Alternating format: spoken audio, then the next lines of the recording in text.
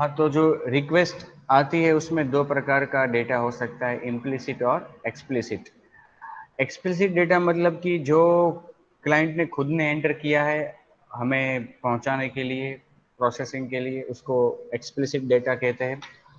और उसके अलावा जब क्लाइंट सबमिट करता है फॉर्म को या किसी भी तरीके से रिक्वेस्ट को सबमिट करता है, लिंक पे क्लिक करने से या यूआरएल टाइप करने से, ब्राउज़र उसमें कुछ और डेटा भी ऐड करता है।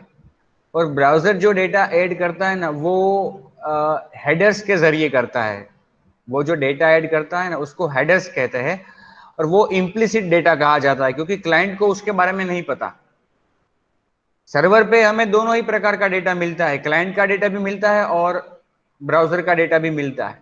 ब्राउज़र का जो डेटा ऐड किया हुआ है उसको, जो हेडर के स्वरूप में है, उसको इम्प्लिसिट डेटा कहते हैं। तो आई हुई रिक्वेस्ट में जो इम्प्लिसिट इंफॉर्मेशन है वो रिक्वेस्ट हेडर्स के स्वरूप में होती है। और ऐसे कौन कौन से रिक्वेस्ट हेडर्स है कि जो ब्राउज़र ऐड कर सकता है? बहुत सारे हेडर्स प्री डिफाइन है, बराबर। हेडर प्री डिफाइन है, उसकी वैल्यू ब्राउज़र ऐड करता है। जैसे कि आई हुई रिक्वेस्ट में ऐसा लिखा हुआ है, कुकी ऐड की है, कुकी को ऐड किया है, तो रिक्वेस्ट हेडर का नाम क्या हुआ? कुकी। उसकी वैल्यू क्या होगी जो ब्राउज़र ने ऐड की? एक्सेप्ट, एक्सेप्ट नाम का एक हेडर आता है कि भाई ब्राउज़र कौन कौन से रिस्पॉन्स को एक्सेप्ट करेगा, तो वो चीज ब्राउज़र रिक्वेस्ट के साथ ही भेजेगा कि इतने इतने टाइप का रिस्पॉन्स मैं एक्सेप्ट करता हूं।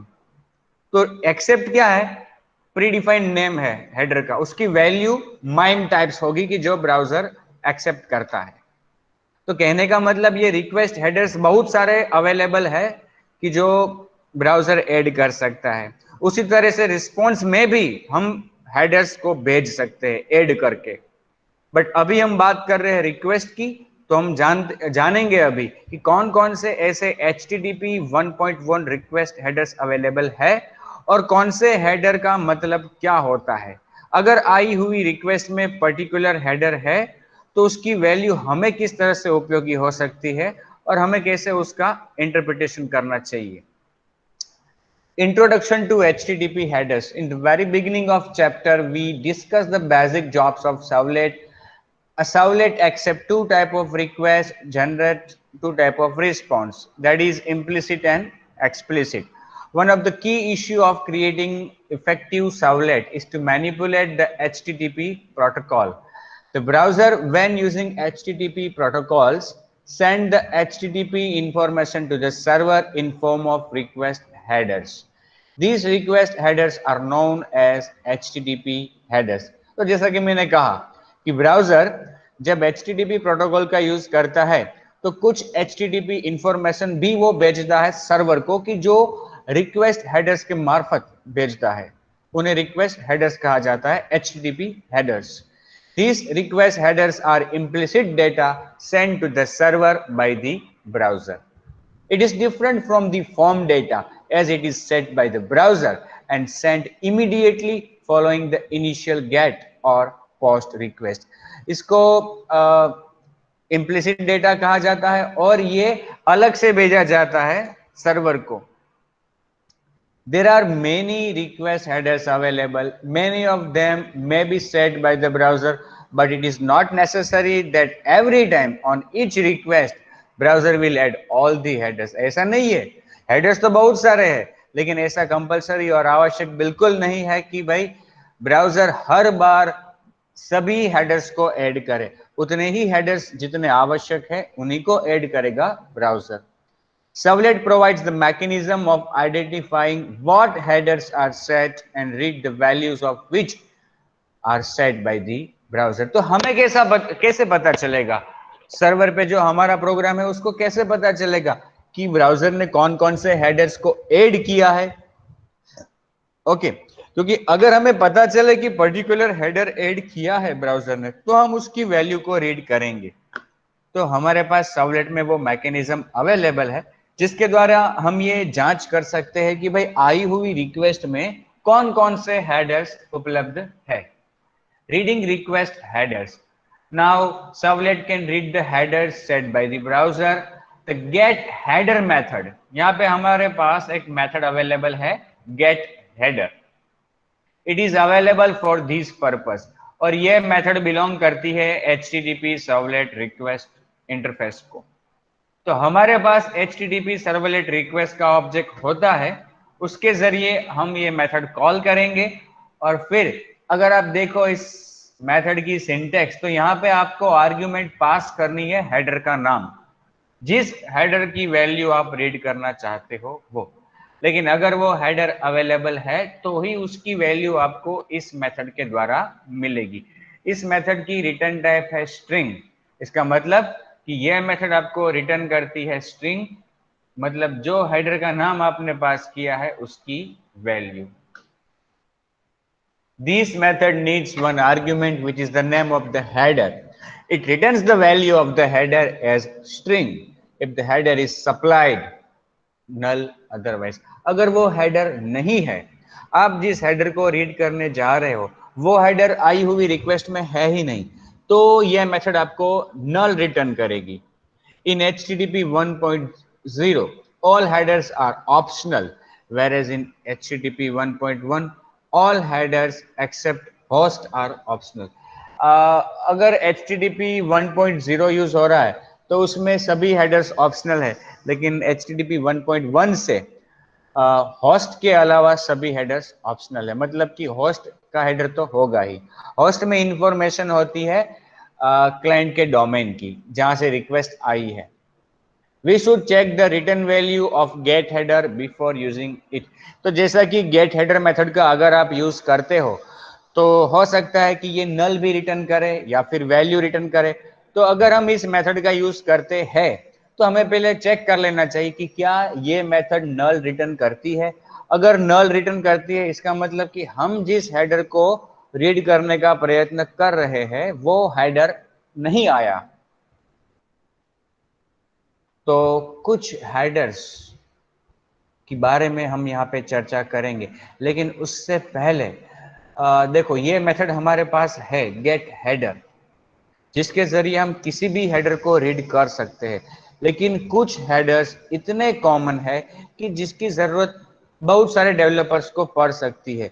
तो ऐसे हेडर्स की जो कॉमन है उनको रीड करने के लिए हमें अलग से मेथड भी दी गई है। नो डाउट हम गेट हेडर ये मेथड का भी यूज कर सकते हैं उन हेडर्स को यूज करने के लिए, और सेकंड जो हमें मेथड स्पेसिफिक दी गई है उसका भी यूज कर सकते हैं। तो आइए हम चर्चा कर लेते हैं ऐसे कॉमन हेडर्स की। ऐसा ही कॉमन हेडर है कुकी। आई हुई रिक्वेस्ट में बहुत बार कुकीज होगी, तो बहुत सारे डेवलपर्स चाहेंगे कि आई हुई रिक्वेस्ट में जो भी कुकी है उसको हम एक्सेस करें। तो या तो हम गेट हेडर मेथड का इस्तेमाल कर सकते हैं जहां पे हम आर्ग्यूमेंट पास करेंगे कुकी, या तो हम यूज कर सकते हैं get cookies. Get cookies method जो है वो रिटर्न करेगी आपको कुकी का एरे। कुकी एक प्रीडिफाइंड क्लास है सर्वलेट एपीआई में, जो किसी भी कुकी का रेफरेंस स्टोर कर सकती है। इस ऑब्जेक्ट के अंदर दो चीज होती है, कुकी का नाम और उसकी वैल्यू। तो आई हुई रिक्वेस्ट में जितनी भी कुकीज है उन सभी कुकीज का एक एरे बन के हमें मिलेगा, और ये एरे का प्रकार क्या होगा, कुकी। मतलब हर एलिमेंट में, एरे के हर एलिमेंट में दो चीज होगी, कुकी का नाम और उसकी वैल्यू। इस कुकी के ऊपर पूरा एक चैप्टर है हमारा, जो हम फिलहाल रिस्पॉन्स के बाद देखेंगे। अभी के लिए कुकी को रीड करने के लिए हमारे पास ये मेथड है गेट कुकीज। ऐसी ही दूसरी मेथड है गेट ऑथ टाइप। ऑथेंटिकेशन अगर हमने इंप्लीमेंट किया है तो हर रिक्वेस्ट में हम ऑथेंटिकेशन इंप्लीमेंट करेंगे। मतलब क्लाइंट की जब भी कोई रिक्वेस्ट आएगी तो हम चेक करेंगे कि क्या ये क्लाइंट ऑथेंटिकेट है। अगर ऑथेंटिकेट है तो ही हम उसको अलाउ करेंगे। तो ऑथेंटिकेशन करने के भी अलग अलग तरीके हैं। कौन सा ऑथेंटिकेशन इंप्लीमेंट किया है, कौन सा ऑथेंटिकेशन मैकेनिज्म इंप्लीमेंट किया है, जिसको हम कह सकते हैं ऑथेंटिकेशन स्कीम। अगर ये हम जानना चाहते हैं तो उसके लिए हमारे पास मेथड है गेट ऑथ टाइप। ये मेथड भी रिक्वेस्ट की ही मेथड है, क्योंकि आई हुई रिक्वेस्ट में ही इसका इंफॉर्मेशन होगा ऑथेंटिकेशन स्कीम का। गेट रिमोट यूजर, अगर क्लाइंट ने लॉगिन किया है, अगर ये जो रिक्वेस्ट आई है वो लॉगिन हुए क्लाइंट की रिक्वेस्ट आई है, तो वो उस यूजर की कि जो लॉगिन हुआ है उसकी इंफॉर्मेशन हमें मिल सकती है गेट रिमोट यूजर मेथड के द्वारा। It returns the login of the user making this request. If the user has been authenticated तो हमें उसकी इंफॉर्मेशन मिलेगी, और null if the user has not been authenticated. अगर क्लाइंट ऑथेंटिकेटेड नहीं है, उसने ऑथेंटिकेशन नहीं किया है, तो ये मेथड नल रिटर्न करेगी। गेट कंटेंट लेंथ, अब रिक्वेस्ट में जो डेटा आया है, रिक्वेस्ट में जो डेटा आया है उसकी लेंथ हमें जाननी है बाइट्स में, तो उसके लिए मेथड है गेट कंटेंट लेंथ। फ्रेंड्स, ये जितनी भी मेथड्स अभी हम डिस्कस कर रहे हैं ना, वो हर मेथड हेडर के अनुरूप है। गेट कुकी, कुकी हेडर के लिए। गेट ऑथ टाइप, तो ऑथ टाइप एक हेडर का नाम है, उसके अनुरूप ये मेथड बनी हुई है। फिर रिमोट यूजर भी एक हेडर है, कंटेंट लेंथ भी एक हेडर है, तो उसी तरह इसका नाम क्या रखा है, get content length. It returns the length in bytes of the request body and made available by the input stream, or -1 if the length is not known. Get content type, आई हुई रिक्वेस्ट में जो data है उसका mime type क्या है ये जानना है, तो उसके लिए मेथड है गेट कंटेंट टाइप। तो यहाँ पे हेडर कौन सा है, कंटेंट टाइप जो है वो हेडर का नाम है, इसलिए मेथड का नाम क्या रखा है, get content type. It returns the MIME type of the body of the request, request की बॉडी में जो डेटा आया है, क्लाइंट ने जो एंटर किया है उसकी माइम टाइप क्या है, और अगर इंफॉर्मेशन अवेलेबल नहीं है तो नल वैल्यू रिटर्न होगी। ऐसी ही एक मेथड हम यूज करते हैं, हमने यूज कर चुकी है, हम इसको यूज कर चुके हैं। अगर आपको याद हो, हमने सिंपल सर्वलेट के एग्जांपल किए हुए हैं, जहां पे क्लाइंट को हम सिंपल रिस्पॉन्स भेजते हैं, हेलो वर्ल्ड या फिर HTML रिस्पॉन्स। तो जब हमने HTML रिस्पॉन्स क्लाइंट को भेजा था, आपको शायद याद हो, तो रिस्पॉन्स भेजने से पहले हमने एक चीज की थी, सेट कंटेंट टाइप। वो हमने रिस्पॉन्स में किया था, हम सर्वर से उसको भेज रहे थे कंटेंट टाइप हेडर को। ये बात हो रही है आई हुई रिक्वेस्ट के हेडर की। तो कहने का मतलब मैंने शुरू में बताया आपको कि आई हुई रिक्वेस्ट में भी हेडर हो सकता है, और जो रिस्पॉन्स जाता है उसमें भी हेडर हो सकता है। गेट डेट हेडर, अगर कोई हेडर ऐसा है, आई हुई रिक्वेस्ट में कोई हेडर ऐसा है कि जो यूजर डिफाइन है, मतलब कस्टम हेडर है जो हमने बनाया है या ब्राउजर ने भेजा है, और उसकी वैल्यू डेट टाइप की है, डेट टाइप की, तो ऐसे हेडर को रीड करने के लिए हमें ये कॉमन मेथड दी गई है गेट डेट हेडर, और इसमें आपको आर्ग्यूमेंट पास करनी होगी उस हेडर का नाम जो हमने कस्टम बनाया है, क्योंकि ये प्री डिफाइंड नेम नहीं है। और इसकी रिटर्न वैल्यू भी अगर आप देखो तो लॉन्ग है। ये जो लॉन्ग वैल्यू है वो डेट रिप्रेजेंट करता है in milliseconds since epoch time. Get integer, get INT header, अगर कोई हेडर ऐसा है जिसकी वैल्यू इंटीजर टाइप की है और उसको हम रीड करना चाहते हैं, तो उसके लिए भी हमें ये मेथड दी गई है गेट INT हेडर। यहाँ पे भी आपको एज ए आर्ग्यूमेंट नेम पास करना पड़ेगा, कस्टम नेम उस हेडर का जिसकी वैल्यू इंटीजर है। नाउ गेट हेडर नेम्स, देखो ये दिलचस्प मेथड है गेट हेडर नेम्स। आई हुई रिक्वेस्ट में जितने भी हेडर्स है, आई हुई रिक्वेस्ट में जितने भी हेडर्स है, उन सभी के नाम का एक कलेक्शन बन के, एक लिस्ट बन के आपको रिटर्न मिलेगा। तो अगर आपको जानना है कि आई हुई रिक्वेस्ट में कितने और कौन कौन से हेडर्स है, तो आप यूज कर सकते हो ये method get header names. Return क्या मिलेगा आपको, इनमरेशन का object. You can find this method very similar to the method that we have discussed in first chapter, sorry, in the first topic of this chapter, reading form data, get parameter names, जिसमें हमें parameter के names का एक collection मिलता था। यहाँ पे हमें हेडर्स के नेम का एक कलेक्शन मिलता है, get header names. Get headers, अब देखो कुछ हेडर्स ऐसे भी होंगे कि जो मल्टीपल होंगे, मतलब कोई हेडर ऐसा भी हो सकता है जिसकी मल्टीपल वैल्यूज हो। समझ लो, बात कर लो कुकी की। कुकी एक ऐसा मैकेनिज्म है कि जो इनिशिएट होता है सर्वर से। ब्राउजर तब ही भेजता है कुकी जब उसको सर्वर से मिली हो। अगर फर्स्ट रिक्वेस्ट आ रही है पर्टिकुलर ब्राउजर से तो उसमें कुकी नहीं होगी। अगर नेक्स्ट और सिक्वेंशियल रिक्वेस्ट आ रही है, फॉलोइंग रिक्वेस्ट आ रही है ब्राउजर से, तो ही उसमें कुकी हो सकती है। अब देखो, सर्वर से हम मल्टीपल कुकीज सेंड कर सकते हैं ब्राउजर को।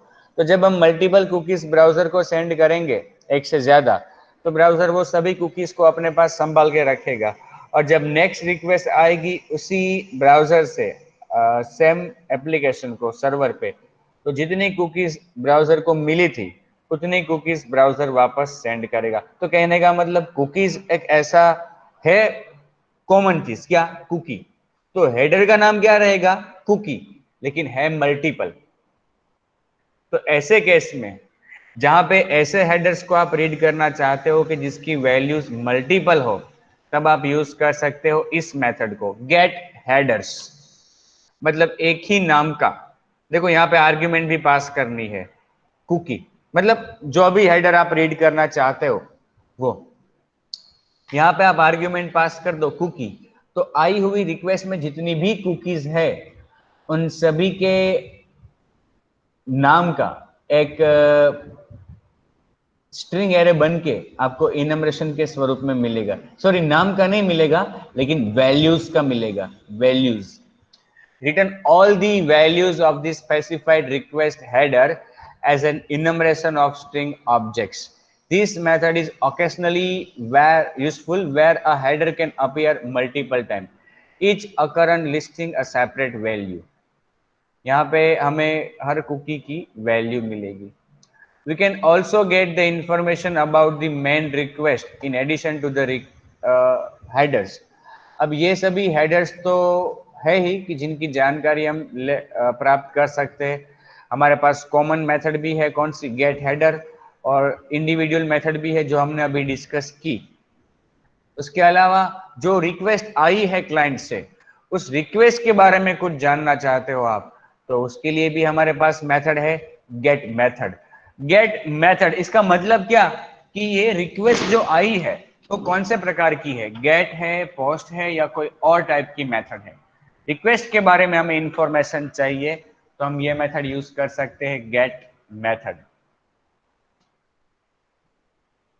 Then get request URI. It returns the part of this request URL from the protocol name up to the query string in the first line of the HTTP request. अब जो request आई है वो कौन से URL के जरिए हम तक पहुंची है, जिसमें क्वेरी स्ट्रिंग का समावेश नहीं होता। अगर हम वो जानना चाहते URL जिसके द्वारा क्लाइंट यहां तक पहुंचा है, तो उसकी इंफॉर्मेशन हम रिट्रीव कर सकते हैं इस मेथड के जरिए, gate request URI। For example, अगर इस टाइप की कोई रिक्वेस्ट है, http://njs.com mca/attendance क्वेश्चन मार्क और क्वेश्चन मार्क के बाद क्वेरी स्ट्रिंग, तो ऐसे URL में जब हम इस मेथड को कॉल करेंगे गेट रिक्वेस्ट URI, तो हमें रिटर्न क्या मिलेगा? /mca/attendance, क्वेश्चन मार्क तक का ही हमें मिलेगा, क्योंकि क्वेश्चन मार्क के बाद जो है वो क्या है? क्वेरी स्ट्रिंग है। अब वो क्वेश्चन मार्क के बाद जो चीज है, जो डेटा है, वो अगर हम चाहते हैं, अगर रिक्वेस्ट सबमिशन की मेथड गेट है, तो क्या होगा कि जैसे ही क्लाइंट सबमिट करेगा रिक्वेस्ट को, क्वेश्चन मार्क लग जाएगा URL में और उसके पीछे बहुत सारा डेटा लग जाएगा। उस डेटा को, प्रश्नार्थ चिन्ह के बाद जो डेटा है, उसको हम क्या कहते हैं? क्वेरी स्ट्रिंग कहते हैं। अगर हम वो क्वेरी स्ट्रिंग को एक्सेस करना चाहते हैं तो हमारे पास मेथड है get query string. It returns the query string that is contained in the request URL after the path. Then get protocol. It returns the name and version of the protocol the request uses in the form protocol का नाम / major version dot minor version। जो request client की आई है उसमें कौन सा protocol use हुआ है, कौन सा वर्जन है उस प्रोटोकॉल का वगैरह इंफॉर्मेशन हम अगर चाहते हैं रिट्रीव करना प्रोटोकॉल के बारे में तो हमारे पास मेथड है गेट प्रोटोकॉल। ठीक है, तो ये सभी अलग अलग मेथड से आई हुई रिक्वेस्ट में जो इम्प्लिसिट इंफॉर्मेशन है उसको रिट्रीव करने के लिए।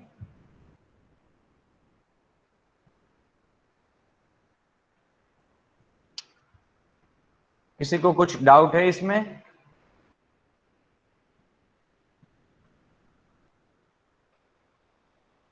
देखो इसके अलावा भी और बहुत सारी मेथड्स है, लेकिन यहाँ पे जो मैंने डिस्कस की वो मोस्टली जो यूज होती है वो है। अदरवाइज बहुत सी मेथड्स, बहुत सारे हेडर्स है। मैंने बताया है आपको कि उसका HTTP हेडर्स जितने भी है उसका पूरा ऑनलाइन डॉक्यूमेंटेशन अवेलेबल है जिसको आप रिफर कर सकते हो।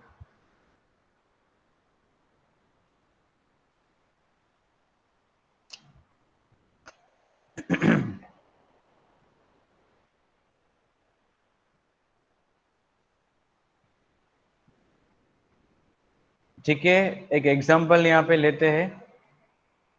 सी, आपके सामने एक छोटा सा सर्वलेट का प्रोग्राम रखा है जिसमें हम कुछ हेडर्स को रीड कर रहे हैं। देखो इस सर्वलेट का कोडिंग शुरू में एक कमेंट लाइन लिखी है, फिर पैकेट स्टेटमेंट लिखा है और उसके बाद पैकेट स्टेटमेंट के बाद import java.io.asterisk javax.servlet.asterisk javax.servlet.http.asterisk java.util.asterisk। अब सर्वलेट का क्लास डिफाइन किया है, public class show request headers expanse http servlet. Okay, ये हमारा सर्वलेट का क्लास शो रिक्वेस्ट हेडर्स। अब सर्वलेट के अंदर डू गेट मेथड को ओवरराइड किया है, पब्लिक वॉइड डू गेट, जिसमें दो आर्ग्यूमेंट हमें मिलती है, http सर्वलेट रिक्वेस्ट का ऑब्जेक्ट और http सर्वलेट रिस्पॉन्स का ऑब्जेक्ट। नाम हमने दिए है REQ और RES, थ्रोज सर्वलेट एक्सेप्शन और and IO exception. Print writer का ऑब्जेक्ट बनाया pw is equal to response dot get writer. Response का कंटेंट टाइप हम सेट कर रहे हैं response dot set content type. ये जब हम सेट कंटेंट टाइप करते हैं इसका मतलब हम एक हेडर सेंड कर रहे हैं ब्राउजर को और उसका हेडर का नाम क्या है, कंटेंट टाइप, और उसकी वैल्यू क्या है, टेक्स्ट ऑब्लिक HTML। अब देखो हमने एक स्ट्रिंग बनाई डेटा इज इक्वल टू, उसमें हमने कुछ रिस्पॉन्स तैयार किया HTML हेड टाइटल। टाइटल क्या दिया, रीडिंग मेन रिक्वेस्ट लाइन, जो रिक्वेस्ट आई है उसको हम रीड कर रहे हैं, टाइटल ओवर। फिर डेटा मतलब कि जो स्ट्रिंग है अपनी उसमें कॉन्केट किया h1 हेडर में अलाइनमेंट इक्वल टू सेंटर। फिर मेथड ऐसा लिखा हमने, method is equal to double quotes over करके वहां पे कॉन्केट किया रिक्वेस्ट डॉट गेट मेथड। तो जो अभी हमने मेथड डिस्कस की गेट मेथड, उसका हमने यहां पे इस्तेमाल किया कि आई हुई रिक्वेस्ट का प्रकार क्या है। फिर URI is equal to request dot get request URI। फिर query string is equal to request dot get query string. Protocol request dot get protocol. मतलब हमने कुछ मेथड्स को यहाँ पे डेमोस्ट्रेट किया, चेक करने के लिए हमने कुछ मेथड्स को यहाँ पे कॉल करवाया और हम अभी देखेंगे कि ये मेथड जब कॉल होती है रिक्वेस्ट के आने पर, क्योंकि ये देखो ये पूरी हमारी सर्वलेट रन कब होगी, रिक्वेस्ट आएगी तब।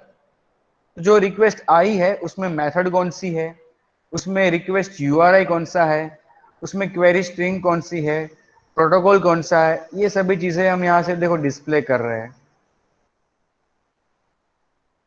देखो ये सर्वलेट को जब रन किया उसका यूआरएल देकर, तो मेथड गेट है, यूआरआई कौन सा है, स्लैश रीड हेडर। ये यूआरआई जो हमने वेब डॉट एक्सएमएल में लिखा होगा कस्टम यूआरएल वो है। देखो यहाँ पे एड्रेस बार में भी है। क्वेरी स्ट्रिंग तो कुछ है ही नहीं, क्वेश्चन मार्क और उसके बाद तो कुछ है ही नहीं, इसलिए नल। और प्रोटोकॉल कौन कौन सा है, http slash major version 1 dot minor version 1। तो ये छोटा सा एग्जांपल जिसमें हमने कुछ हेडर्स को रीड किया। Any doubt in this friends?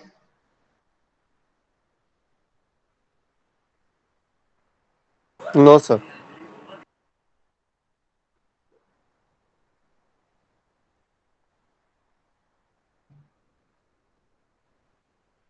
Okay, another example जिसमें हम आई हुई रिक्वेस्ट के सभी हेडर्स को रीड करेंगे। ये नेक्स्ट सर्वलेट का एग्जांपल है जिसमें हम रिक्वेस्ट में जितने भी हेडर्स हैं उन सबको रीड करेंगे। हमारे क्लास का नाम है so request header 2, public void do get method, उसके अंदर response dot set content type, print writer का ऑब्जेक्ट बनाया रिस्पॉन्स डॉट गेट राइटर, फिर string data is equal to HTML head title reading all request headers. फिर हमने data में concat किया, body tag, background colour हमने कुछ सेट किया, फिर H1 हेडर में हम डिस्प्ले कर रहे हैं HTTP हेडर्स, फिर टेबल डिफाइन किया। टेबल स्ट्रक्चर में हमें HTML आउटपुट प्रेजेंट करना है, इसलिए table border equal to 1, align equal to center, TR मतलब कि रो का बैकग्राउंड कलर भी सेट किया, फिर TH हेडर, टेबल का हेडर हमने रखा, हेडर नेम और हेडर वैल्यू। मतलब हमने एक HTML का टेबल डिफाइन किया जिसमें 2 कॉलम होगी, हेडर नेम और हेडर वैल्यू। अब हमें वो सभी हेडर्स डिस्प्ले करने हैं। तो देखो यहाँ पे हमने मेथड कॉल की request dot get header names. ये मेथड जो थोड़ी देर पहले हमने डिस्कस की थी कि आई हुई रिक्वेस्ट में जितने भी हेडर्स है उन सभी को हम रीड करना चाहते हैं, तो हमें यूजफुल हो सकती है ये method get header names. It returns an enumeration of all the header names. तो ये मेथड हमें रिटर्न करेगी एक इनमरेशन जिसमें सभी हेडर्स के नेम होंगे। अब हमारे पास हेडर के नाम आ गए, तो हम अगर हमारे पास हेडर का नाम है तो उस हेडर की वैल्यू हम रीड कर सकते हैं कौन से मेथड के जरिए, गेट हेडर। कौन सी मेथड, गेट हेडर, और आर्ग्यूमेंट पास करनी है हेडर का नाम। तो अब हम क्या करेंगे, व्हाइल लूप चलाएंगे, जितने हेडर्स आए हैं उन सभी के लिए बारी बारी हम गेट हेडर को कॉल करेंगे। देखो ये इनमरेशन हमें मिला हेडर नेम्स, हमने लूप चलाई while header names dot has more elements, string header name. अब कलेक्शन में जितने भी एलिमेंट्स है वन बाय वन हम उसको एक्सेस करेंगे। पहला एलिमेंट हमने एक्सेस किया, तो वो जो पहला एलिमेंट हमने एक्सेस किया वो एक्चुअली एक हेडर का नाम है, तो उस नेम को हमने एक वेरिएबल में स्टोर करवाया, header name is equal to string में कन्वर्ट किया header name dot next element. तो हेडर का नाम किस में आ गया, हेडर नेम वेरिएबल में।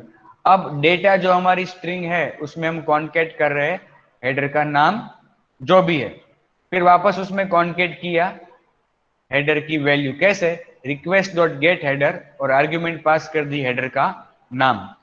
तो ये लूप जितनी बार चलेगी उतनी बार एक एक हेडर का नाम हम कलेक्शन में से लेंगे, डिस्प्ले करेंगे नाम और बाजू में उसकी वैल्यू टेबल फॉर्मेट में। देखो यहाँ पे TR TD जितने हेडर्स है उतनी बार TR, हर हेडर को नई रो में डिस्प्ले कर रहे हैं, और हर रो में 2 कॉलम, हेडर का नाम उसकी वैल्यू, हेडर का नाम उसकी वैल्यू। फिर फाइनली लूप खत्म होने के बाद टेबल टैग को ओवर किया, बॉडी टैग को ओवर किया और HTML टैग को भी हमने ओवर कर दिया। और फाइनली हम प्रिंट कर रहे हैं इस रिस्पॉन्स को। देखो ये डेटा वेरिएबल के अंदर केवल रिस्पॉन्स को प्रिपेयर किया है हमने, प्रिपेयर करने से वो सेंड नहीं होगा। सेंड तो कब होगा, जब हम प्रिंट राइटर के द्वारा प्रिंट एलएन डेटा करेंगे तब। देखो ये हमारा HTML रिस्पॉन्स, बॉडी का बैकग्राउंड कलर हमने सेट किया है कुछ, तो उस तरह से बॉडी का बैकग्राउंड कलर अलग आ रहा है। शुरू में हमने डिस्प्ले किया रीडिंग ऑल रिक्वेस्ट हेडर्स, यहाँ पे HTTP हेडर्स ऐसा हमने डिस्प्ले किया, HTTP हेडर्स तो यहाँ पे आ रहा है। पेज का टाइटल आ रहा है request headers, reading all request headers. फिर यहाँ पे हमने डिस्प्ले किया HTTP हेडर्स, वो आ रहा है। और फिर हमने जो टेबल का हेडर है वहाँ पे हेडर नेम और हेडर वैल्यू ऐसे टाइटल दिए और कलर भी चेंज किया। तो हमें दिख रहा है यहाँ पे कि टेबल में जो हेडर दिया है हमने उसका बैकग्राउंड कलर कुछ चेंज है। और फिर सभी हेडर्स जो आए हैं रिक्वेस्ट में, जितने भी हेडर्स आए हैं उसके नेम और उसकी वैल्यू मिल रही है। Host, user agent, accept, accept language, accept encoding और कनेक्शन।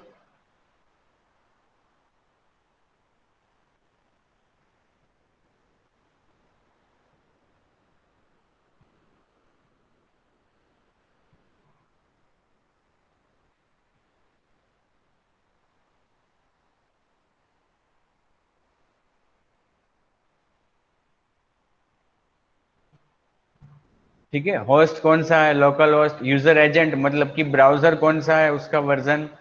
एक्सेप्ट, ये जो लेफ्ट साइड में दिख रहा है आपको वो हेडर के नाम है जो रिक्वेस्ट में आए हैं। Accept, accept language, accept encoding, connection, keep alive. इस तरह से हम हेडर्स को रीड कर सकते हैं। ये तो हम यहाँ पे हमने सिंपली हेडर को जस्ट हमें देखना था कि हेडर्स किस तरह से आते हैं और क्या उनकी वैल्यूज होती है, इसलिए हमने ये हेडर की वैल्यू डिस्प्ले की यहाँ पे। अदरवाइज हेडर की वैल्यू डिस्प्ले करने की आवश्यकता नहीं है। हेडर को रीड करना है और उसको समझ के आगे कार्यवाही करनी है। ये हमें केवल देखना था, इसलिए हमने यहाँ पे केवल हेडर को रीड करवाया। देखो थियोरी एग्जाम में कई बार ऐसा प्रश्न पूछा जाता है, right short note on HTTP 1.1 request headers. तो तब आपको अगर 7 मार्क में ये प्रश्न है तो आपको 6 या 7 रिक्वेस्ट हेडर्स समझाना है कोई भी। बहुत बार ऐसा भी हुआ है, बहुत बार ऐसा भी हुआ है, ऐसा प्रश्न पूछा जाता है, explain the following request headers, और फिर 7 अलग अलग हेडर्स दिए होते हैं, हर एक का 1 मार्क होता है रिक्वेस्ट हेडर।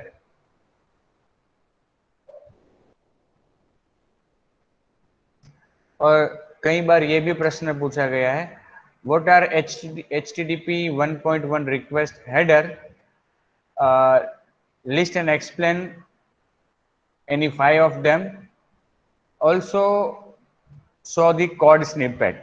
तो तभी आपको छोटा सा कोड भी बताना रहता है कि भाई पूरा प्रोग्राम लिखने की आवश्यकता नहीं है, लेकिन जहाँ पे मतलब कि डू गेट मेथड है ना, उसको आपको समझाना, लिखना चाहिए कि हम कैसे सभी हेडर्स को रिट्रीव करते हैं।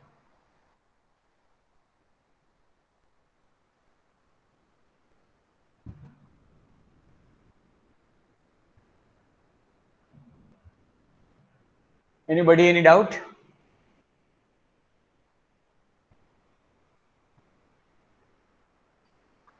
No, sir. Okay. Understanding HTTP 1.1 request headers. अब देखो ये जो हमने डिस्कशन किया ना अभी, वो हमने मेथड का डिस्कशन किया, बराबर ना, कि भाई ये मेथड जो है वो कौन से हेडर की वैल्यू रिटर्न करेगी, ये मेथड जो है वो कौन से हेडर की वैल्यू रिटर्न करेगी, ये मेथड जो है वो सभी हेडर को रीड करने में हमें उपयोगी होती है। लेकिन एक्चुअली ये ऑथ टाइप हेडर है, क्या है वो? मैंने बताया आपको ऑथेंटिकेशन का स्कीम जो यूज हुआ है वो। इस तरह से जो इंपॉर्टेंट हेडर्स है वो कौन कौन से है और उसमें क्या इंफॉर्मेशन होती है कि जो हमें उपयोगी हो सकती है, उसकी चर्चा अब हम करेंगे। अभी जो हमने चर्चा की वो हेडर्स को रीड करने के लिए जो मेथड्स है उन मेथड्स की चर्चा की हमने कि भाई ये मेथड इस हेडर के लिए है, ये मेथड इस हेडर के लिए। अगर हम कोई भी हेडर रीड करना चाहते हैं तो गेट हेडर मेथड है, अगर हम सभी हेडर्स को रिट्रीव करना चाहते हैं तो गेट हेडर्स मेथड अवेलेबल है। लेकिन जो क्वेश्चन मैंने अभी आपको बताया कि एग्जाम में पूछा जाता है कि भाई कोई भी 7 HTTP 1.1 हेडर समझाओ, तो जब आप हेडर समझाते हो तो ये गेट रिमोट यूजर ऐसा नहीं लिखना है, क्योंकि ये तो मेथड का नाम है। हेडर का नाम तो क्या है? Remote user. उसी तरह से गेट कंटेंट लेंथ, ये तो मेथड का नाम है। हेडर का नाम क्या है? Content length. तो ऐसे कौन कौन से हेडर्स उपयोगी है और अवेलेबल है कि जो हमें उपयोगी हो सकते हैं, उनकी अब हम चर्चा करेंगे। Access to the request headers permit servlet to perform a number of optimizations and to provide a number of features which are not otherwise possible. Headers को रीड करने से, हेडर को प्राप्त करने से बहुत सी ऐसी जानकारियां हमें मिल सकती है सर्वलेट के अंदर जो अदरवाइज उपलब्ध नहीं हो पाती हमें। Using these headers, servlet can access the information which can't be accessed directly by any other mechanism.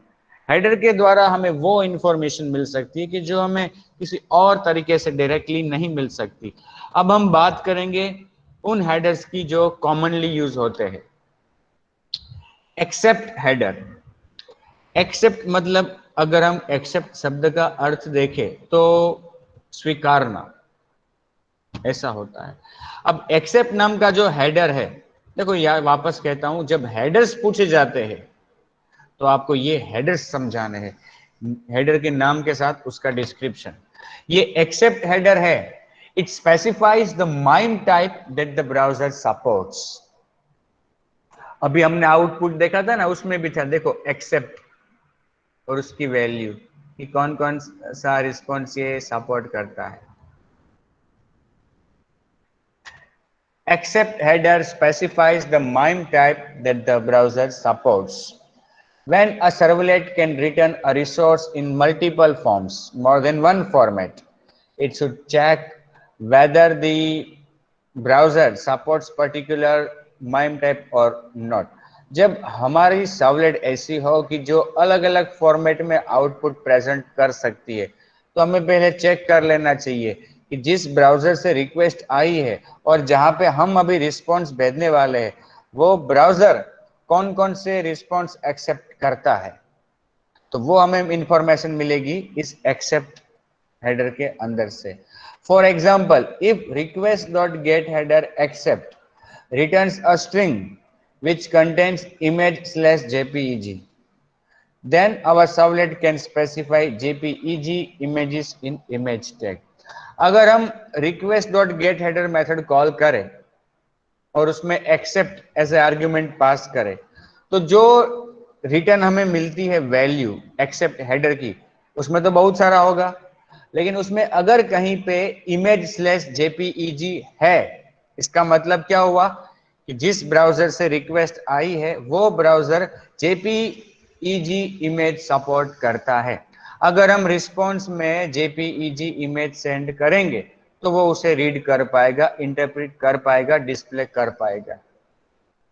अगर ये वैल्यू अवेलेबल है तो ही हम ऐसा कह सकते हैं कि जहां से रिक्वेस्ट आई है वो ब्राउजर जेपीईजी इमेज को सपोर्ट करता है। फिर नेक्स्ट जो हेडर है एक्सेप्ट कैर सेट, मतलब character set. This header indicates that the character set the browser can use. कौन कौन से कैरेक्टर सेट ये ब्राउजर सपोर्ट करता है, यूज करता है, वो जानकारी हमें मिल सकती है इस हेडर के अंदर से। Accept encoding. This header indicates the type of encoding the browser supports. कौन कौन से एनकोडिंग टाइप ये ब्राउजर सपोर्ट करता है वो हमें जानने को मिल सकता है इस हेडर के वैल्यू से। Except language. This header specifies the client's preferred language in case the servlet can produce result in multiple languages. अगर हम सर्वलेट से मल्टीपल लैंग्वेज में रिस्पॉन्स जनरेट कर रहे हैं, मतलब ऐसा कोड हमने लिखा है कि जो लोकेलिटी के अनुसार क्लाइंट को उसकी लोकल लैंग्वेज में इंफॉर्मेशन शो कर रही है, तो तब हम इस हेडर की वैल्यू रिट्रीव करके क्लाइंट को कौन सी भाषा में रिस्पॉन्स भेजना है वो हम रिट्रीव कर सकते हैं। The value of this header may be EN, that is for English, EN US, that is for US English, etc. Note that the additional details of HTTP 1.1 headers is given in RFC documentation. You can refer it from the following URL. मैंने बताया ना आपको कि यहाँ पे हम जो header discuss करेंगे वो मोस्ट कॉमनली जो यूज होते हैं वो होंगे, लेकिन अगर आप सभी हेडर्स के बारे में इंफॉर्मेशन रिट्रीव करना चाहते हो तो आप उसका पूरा डॉक्यूमेंटेशन रिफर कर सकते हो, जिसको आरएफसी डॉक्यूमेंटेशन कहते हैं। Authorization header. This header is used by clients to identify themselves when accessing password protected web pages. जब क्लाइंट ऑथोराइज हुआ है, क्लाइंट ने लॉगिन किया है, तो उसके अगर वो ऑथोराइज हो चुका है तो उसकी ऑथोरिटी मतलब ऑथोराइजेशन की इंफॉर्मेशन किसमें होगी? ऑथोराइजेशन हेडर में। कनेक्शन, कनेक्शन नाम का हेडर भी है। It indicates whether the client can handle persistent HTTP connections which permits the client or browser to retrieve multiple files using a single socket connection. तो ये connection जो है वो कैसा है, एक बार इस्टेब्लिश होने के बाद क्या ये जीवित रहता है, अलाइव रहता है या नहीं। अगर कनेक्शन अलाइव है तो हम मल्टीपल रिस्पॉन्स, मल्टीपल फाइल्स एक सिंगल कनेक्शन में सेंड कर सकते हैं।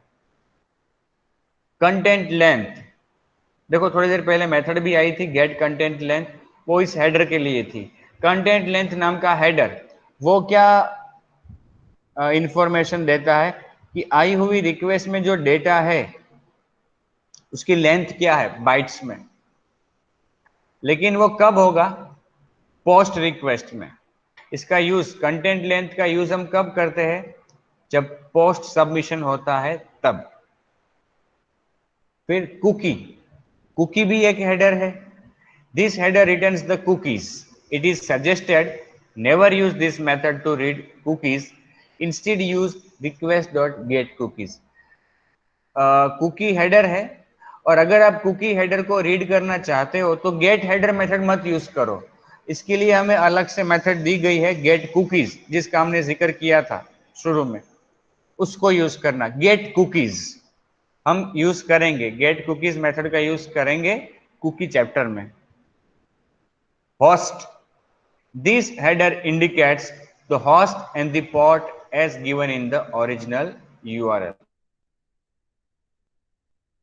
डोमेन से कौन सा होस्ट है वो, उसकी जानकारी हमें मिल सकती है इस होस्ट हेडर की अंदर से। त्यारबाद उसके बाद इफ मॉडिफाइड सिंस, ये थोड़ा सा दिलचस्प हेडर है। इफ मॉडिफाइड सिंस, देखो क्या होता है कि जब हम सर्वर से कोई भी वेब पेज ब्राउजर को भेजते हैं तो ब्राउजर क्या करता है, कुछ समय तक वो पेज अपनी मेमोरी में स्टोर करके रखता है। इससे क्या एडवांटेज मिलता है पता है? कि जब क्लाइंट उसी ब्राउजर से दोबारा उसी पेज को हमें रिक्वेस्ट करे तो ब्राउजर क्या करेगा, उसके पास जो कॉपी पड़ी है ना कैश में, कैश मेमोरी में, वहीं से उठाकर पेज डिस्प्ले कर देगा। इसका एडवांटेज क्या मिलेगा? नेटवर्क कनेक्टिविटी स्टैब्लिश नहीं करनी पड़ेगी, रिक्वेस्ट भेजनी नहीं पड़ेगी, और रिस्पॉन्स में बहुत सारा डेटा। पेज जब आता है वेब पेज सर्वर से तो उसमें डेटा तो आता ही है, उसमें इंटरनेट भी कंज्यूम होता है, डेटा कंज्यूम होता है। तो इसका एडवांटेज क्या मिलता है कि ब्राउजर अपने पास जो कॉपी पड़ी है उसी को वो शो कर देगा। इसका एडवांटेज मिलेगा, कनेक्टिविटी स्टैब्लिश नहीं करनी पड़ेगी, डेटा ट्रांसफर नहीं करना पड़ेगा, नेटवर्क ट्रैफिक क्रिएट नहीं होगा और समय बिल्कुल वेस्ट नहीं होगा, तुरंत ही रिस्पॉन्स क्लाइंट को मिल जाएगा अगर ब्राउजर में कैशिंग इनेबल्ड है तो ये हेडर तब उपयोगी हो सकता है। अब देखो, आपने एक पेज बना के रखा है, ओके, NJS नाम का पेज है आपका। अब ब्राउजर से रिक्वेस्ट आती है और आप भेजते हो NJS पेज को। ये NJS पेज आपने 1 अप्रैल को बनाया था। कब बनाया था? 1 अप्रैल को। और आज 1 मई को हमने ब्राउजर को भेजा। ब्राउजर ने क्लाइंट को डिस्प्ले कर दिया और अपने पास संभाल के भी रखा। अब आज से 10 दिन बाद 10 मई को वही क्लाइंट वही ब्राउजर से वापस NJS पेज को रिक्वेस्ट करता है, तो ब्राउजर के पास वो पेज पड़ा है। लेकिन हो सकता है कि मैंने 5 मई को मैंने ये पेज मॉडिफाई कर दिया, तो क्या होगा? अगर ब्राउजर उसके पास जो पेज पड़ा है उसी पेज को क्लाइंट को डिस्प्ले करेगा, तो ब्राउजर को 1 अप्रैल वाला पेज दिखाई देगा, जबकि मैंने तो 5 मई को पेज पूरा मॉडिफाई कर दिया है, नया पेज है, नया आउटपुट है, तो क्लाइंट को तो पुराना ही आउटपुट दिखाई देगा। लेकिन ऐसा नहीं होगा। क्यों? क्योंकि जब ऐसा कोई पेज कि जो ब्राउजर के पास कैश मेमोरी में पड़ा है उसके लिए रिक्वेस्ट आएगी ना, तो ब्राउजर उस पेज को डिस्प्ले करने से पहले वो जांच करेगा कि उसके पास जो पेज है वो कब आया, 1 मई को। 1 मई को अब वो सर्वर में रिक्वेस्ट भेजेगा कि मेरे पास ये पेज है कि जो 1 मई को आया है मेरे पास, क्या इससे लेटेस्ट वर्जन है आपके पास? तो ब्राउजर के पास जो पेज है वो कब गया उसके पास? 1 मई को। तो 1 मई का जो 1 मई का जो टाइम है ना, मिली सेकेंड्स में, वो ब्राउजर भेजेगा इस हेडर के अंदर, इफ मॉडिफाइड सिंस। इसका मतलब सर्वर को रिक्वेस्ट किया कि if the page is modified since 1 May 2021 then only send me the new version of this page, otherwise page is with me, I will show it to the client। तो तब ये header useful होता है।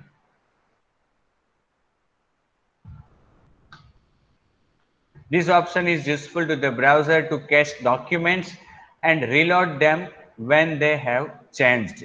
It is not directly used by the servlet. Instead, it just implements the get last modified. अब दूसरे छोर पे server पे एज ए डेवलपर हमें क्या करना होगा कि चेक करना होगा कि क्या ब्राउजर ने ऐसी कोई रिक्वेस्ट भेजी है, मतलब क्या ब्राउजर ने ये हेडर ऐड किया है इफ मॉडिफाइड सिंस। अगर ब्राउजर ने ये हेडर ऐड किया है तो हमें उसकी वैल्यू मिलेगी इस हेडर में, इस मेथड के जरिए गेट लास्ट मॉडिफाइड। और फिर हम रिस्पॉन्स भेजना है या नहीं भेजना वो हम तय करेंगे।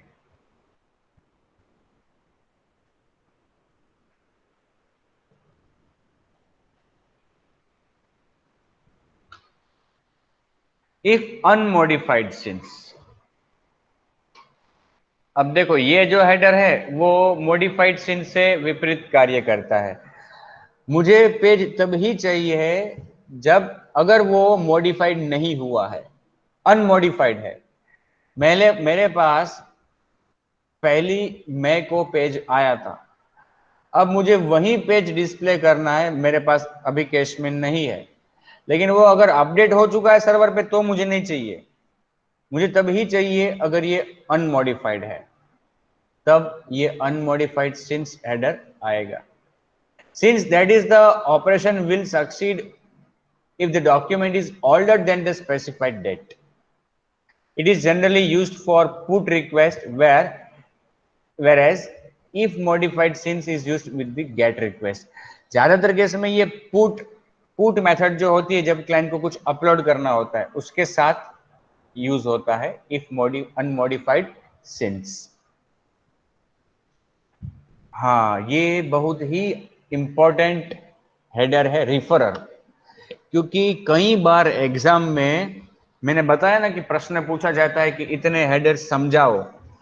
उस एडिशनली कुछ हेडर्स ऐसे भी है कि जो स्पेसिफिक पूछे जाते हैं, जैसे कि ये रिफरर हेडर, कई बार एग्जाम में पूछा गया है what is referrer header, what how it can be useful, explain with code snippet. ये रिफरर हेडर है ना, वो इंटरेस्टिंग है, इसके बारे में कई बार प्रश्न पूछे जाते हैं। देखो कई बार ऐसा होगा कि क्लाइंट की रिक्वेस्ट हम तक पहुंची है, हर बार तो ऐसा नहीं होगा कि वो फॉर्म को सबमिट करता है और हम तक पहुंचता है, उसने किसी और वेबसाइट में जहां पे हमने कुछ एडवर्टाइज डिस्प्ले की है, सपोज कि हमारी ई कॉमर्स एप्लीकेशन है और हमारी ई कॉमर्स एप्लीकेशन की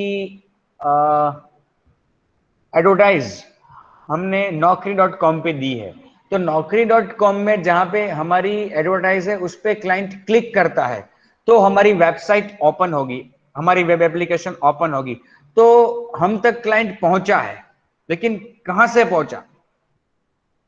naukri.com से। तो naukri.com जो है उसका वो पेज जहां से क्लाइंट यहां तक पहुंचा, उस पेज को रिफरर कहेंगे, क्योंकि उस पेज ने क्लाइंट को रिफर किया है हम तक। तो रिफरर हेडर के अंदर वैल्यू क्या होगी कि कौन से पेज से क्लाइंट हम तक पहुंचा है, कौन से पेज से क्लाइंट हम तक आया है, अगर आया है कहीं से तो this header indicates the URL of the referring web page.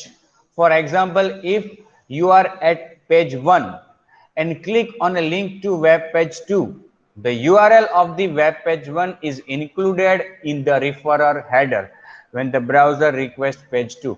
अगर आप पेज 1 पे हो और पेज 1 में पेज 2 की लिंक दी गई है और उस लिंक पे क्लाइंट क्लिक करता है तो पेज 2 पे क्लाइंट जाएगा, और जब क्लाइंट पेज 2 पर पहुंचा है तो उसमें साथ में रिफरर हेडर भी जाएगा जिसके अंदर यूआरएल होगा पेज 1 का, क्योंकि पेज 1 ने पेज 2 को रिफर किया है। यूजर एजेंट मतलब ब्राउजर, कौन से ब्राउजर से ये रिक्वेस्ट आई है, ये भी एक इंपॉर्टेंट हेडर है, क्योंकि देखो सभी ब्राउजर्स अलग अलग तरह से काम करते हैं, कुछ ब्राउजर में कुछ चीजें अलग तरह से सपोर्ट हुई है, और हम जो रिस्पॉन्स भेजना चाहते हैं वो अगर ब्राउजर स्पेसिफिक है तो ये जानना हमारे लिए बहुत ही आवश्यक है कि क्लाइंट कौन सा ब्राउजर यूज कर रहा है अभी। तो कौन से ब्राउजर से रिक्वेस्ट आई है ये जानने के लिए हमारे पास हेडर है यूजर एजेंट, ये हर बार अवेलेबल होता है। इस हेडर से हमें इंफॉर्मेशन मिलेगी कि कौन सा ब्राउजर यूज हुआ है, क्या मोबाइल ब्राउजर यूज हुआ है या फिर क्या फायरफॉक्स यूज हुआ है, गूगल क्रोम यूज हुआ है, व्हाटएवर। तो ये थे सभी इंपॉर्टेंट हेडर्स कि जो हमें यूजफुल हो सकते हैं। आपको ये हेडर्स के बारे में थोड़ा याद रखना चाहिए, और मैंने बताया कि कई बार एग्जाम में 7 मार्क्स में हेडर पूछे जाते हैं। Has anybody any doubt in these headers?